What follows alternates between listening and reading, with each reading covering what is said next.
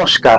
একটা কবিতা দিয়ে শুরু করি। আমরা ছোটবেলায় খুব পড়তাম, যত বড় হোক ইন্দ্রধনু সে সুদূর আকাশে আঁকা, আমি ভালোবাসি মোর ধরনের প্রজাপতিটির পাখা। তো আজকে সারা পৃথিবীটাই আন্তর্জাতিক হয়ে গেছে নিশ্চিত ভাবে।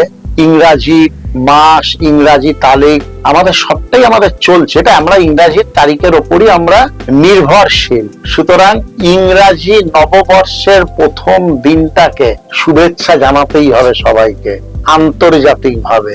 শুভ ইংরাজি নববর্ষের শুভেচ্ছা সবাইকে, সকল গুরুজনদের, আমার ভাই বোন, দাদা দিদি সবাইকে। তো শুরুটা কেন হঠাৎ করলাম যে যত বড় হোক ইন্দ্রধনু সে সুদূর আকাশে আঁকা? ব্যাপারটা হচ্ছে ইংরাজি নববর্ষ একটা ইউরোপিয়ান স্টাইল, তো সেটা ইন্দ্রধনুই সুদূর আকাশেই আঁকা আছে। আমরা হয়তো, এটা আমার মত, আমরা পার্ক স্ট্রিটে আনন্দ করছি, আমরা বড়দিন ওই জেসাস খ্রাইস্ট ইউরোপিয়ান সংস্কৃতিকে অবগাহন করে নিজেদের ওই রকম বাঁশি বাজাচ্ছি, সবকিছু করছি, কিন্তু এসে ইন্দ্রধনু যে সুদূর আকাশে আঁকা।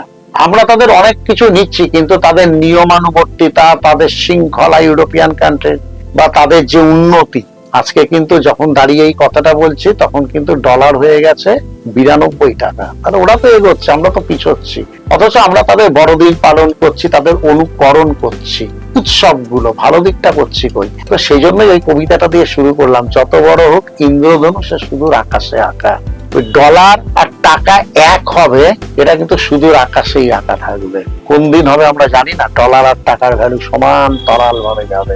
তো সেই বলে এগুলো ইন্দ্রধনু, তবু ইন্দ্রধনুকে আমরা মানছি, আমরা নববর্ষ করছি, কারণ ইংরেজি মাস অনুযায়ী আমাদের এগোতে হবে। কিন্তু তার পরের লাইনটা আমি বলছি, আমি ভালোবাসি মোর ধরনী প্রজাপতিটির পাখা। তো আমি কিন্তু আরো আনন্দের সঙ্গে আপনাদের শুভেচ্ছা জানাবো আমাদের চড়ক, আমাদের গাজর, আমাদের শিবরাত্রি, আমাদের নীলষষ্ঠী, আমাদের হালখাতা, আমাদের নববর্ষ বৈশাখের প্রারম্ভে। কারণ আমি ভালোবাসি মোট ধরনের প্রজাপতিটির পাখা। তো আমার সেই ভালোবাসাটা আমার মধ্যেই আছে, কিন্তু আন্তর্জাতিকতা ভাবে ইংরাজি নববর্ষকে আমাদের গ্রহণ করতেই হবে প্রতিদিন চলার জন্য, সবকিছুর জন্য।